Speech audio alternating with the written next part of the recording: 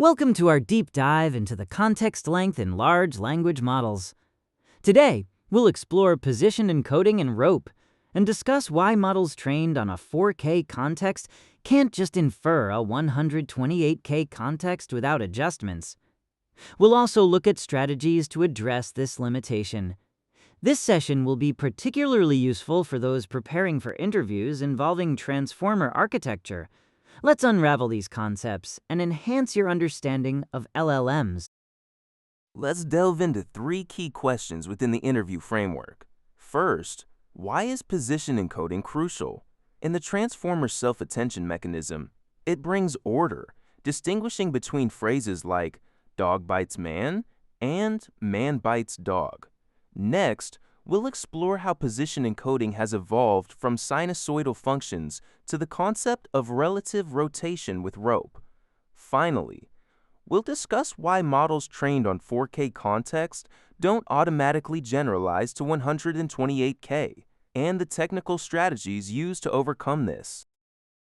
In this slide, we explore the permutation problem in transformers. When text is tokenized, each token is transformed into an embedding, a semantic vector that conveys its meaning. However, transformers don't inherently know the sequence of these tokens. This is due to permutation invariance. During self-attention, scores are calculated between every pair of tokens, which means that rearranging the input doesn't affect these scores. Essentially, the model perceives the input order as mathematically invisible. Let's explore how sentence structure impacts meaning. Consider dog bites man and man bites dog. Both sentences use the same tokens: dog, bit, the man, and dog. However, their meanings differ due to word order. Recurrent neural networks, or RNNs, process tokens sequentially, maintaining this order naturally. In contrast, transformers process tokens in parallel, losing order, but they use position encoding as a solution to preserve sentence structure. This slide presents an elegant solution for incorporating position into token embeddings. By generating a position vector for each slot in a sequence, we add it to the token semantic embedding. This fused input tells the model both what the token is and where it is in the sequence. As a result, every layer of the transformer can better understand syntax, grammar, and long-range dependencies, enhancing its overall comprehension. Welcome to Chapter 1, the evolution of position encoding. Over the years, position encoding has seen a significant transformation. Initially, we relied on handcrafted sinusoidal functions to represent positions. However, as our understanding deepened, we shifted towards using learned vectors, allowing for more flexibility and adaptability. Today, we're exploring the potential of rotational geometry, marking a fundamental philosophical shift in how we conceptualize and implement position encoding. Let's dive into sinusoidal encoding, the original method for positional encoding in transformers. This approach generates unique position vectors using interleaved sine and cosine functions at different frequencies. It's purely mathematical, meaning it requires no training. Its strengths include being deterministic and parameter-free, and it theoretically generalizes to unseen sequence lengths. However, it only encodes absolute positions and has been found to be less effective for long-range reasoning. In this slide, we're exploring learnable encoding in Bromsall like BERT and GPT. Here, each position gets a randomly initialized vector that trains with the model weights. Importantly, these vectors are absolute. They indicate specific positions, not their distance from others. Dichinobeng's approach also imposes a hard limit.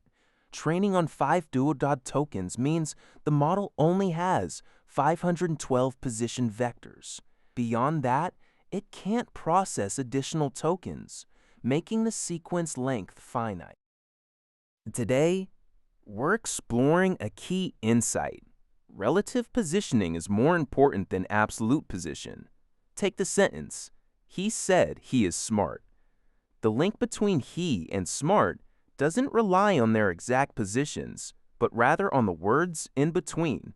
Understanding these modifying relationships and causal links as relative, not fixed, led to the development of relative position encoding, known as rope. This shift has significant implications for language processing. Welcome to Chapter 2, where we dive into the concept of rotary position embedding, or rope. This technique is at the forefront of position encoding in today's leading open-source large language models. Rope stands out for its elegant and geometric approach, specifically designed to handle relative distances with precision.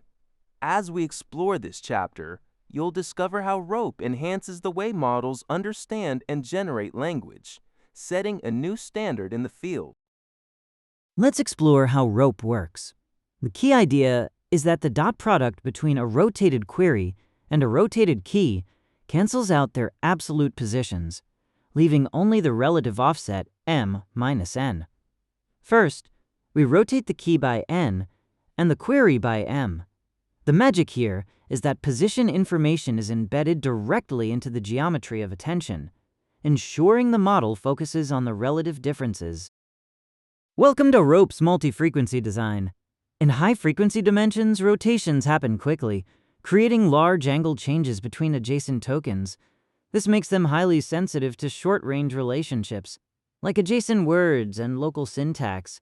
Meanwhile, low-frequency dimensions rotate slowly, resulting in significant angle changes over long distances.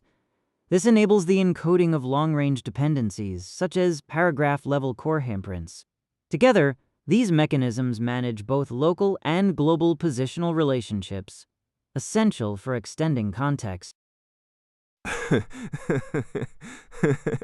Welcome to Chapter 3, where we explore an intriguing question.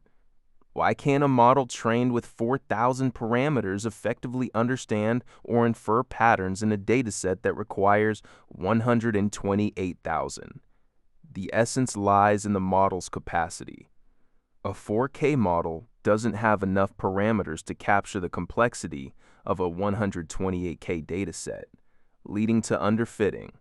In this chapter, we'll delve into the limitations and implications of model capacity. Today, we'll explore why extrapolation fails beyond the training range of 0 to 4096. During training, models learn rotes only within this range. At position 128K, low-frequency dimensions, which rotate slowly, encounter angles they've never seen before, leading to unpredictable attention scores and a drop in generation quality. Meanwhile, high-frequency dimensions handle new positions well, as they've already experienced multiple cycles. The failure roots in these low-frequency dimensions. Let's explore Solution 1, Position Interpolation. Originally, positions ranged from 0 to 16,383 in a 16K sequence, far beyond the 4K training range. By multiplying by 4^96 over 1,06293, we scale all positions by 1/4, compressing them into the familiar 0 4^96 window.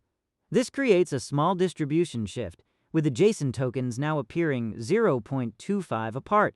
A light fine-tuning then adapts the model efficiently and cost-effectively.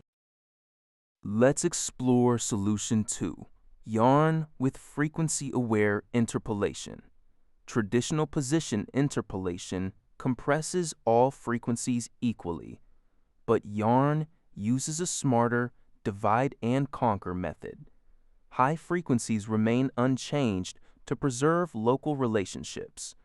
Low frequencies, the root of many issues, are fully compressed to ensure stable long-distance attention.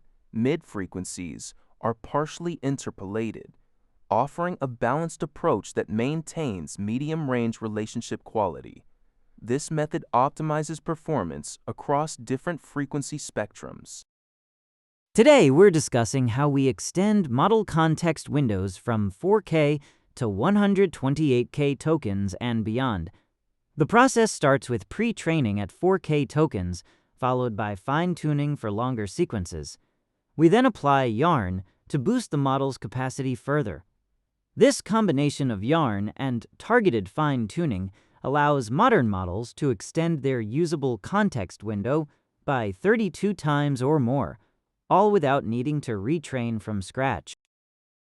Let's talk about the hidden caveat of information processing, lost in the middle. While we often assume that providing context supports comprehension, research shows that models tend to prioritize the beginning and end of lengthy inputs, often neglecting the middle. This means that even when context is provided, it may not be effectively utilized if it's buried in the center. Understanding this tendency is crucial for optimizing how we structure and deliver information. In designing RAG systems, remember that position is crucial. Always place the most important information at the beginning or end of your prompt to ensure it's noticed. Avoid overwhelming your model by stuffing all documents into a 128K window. Instead, focus on precise retrieval and controlled input length. Think of your prompt as having key zones, primacy and recency, and strategically fill these to enhance performance. Today, we'll explore an interview-answer framework focusing on position encoding and self-attention mechanisms. Self-attention is permutation invariant, meaning it can't distinguish sequences without position encoding. Absolute position encodings have evolved to relative encodings like rope, which considers relative distances for attention, capturing both local and global structures. However, extrapolation can fail at low frequencies. Solutions like position interpolation and yarn address this, ensuring effective utilization without disrupting local relationships.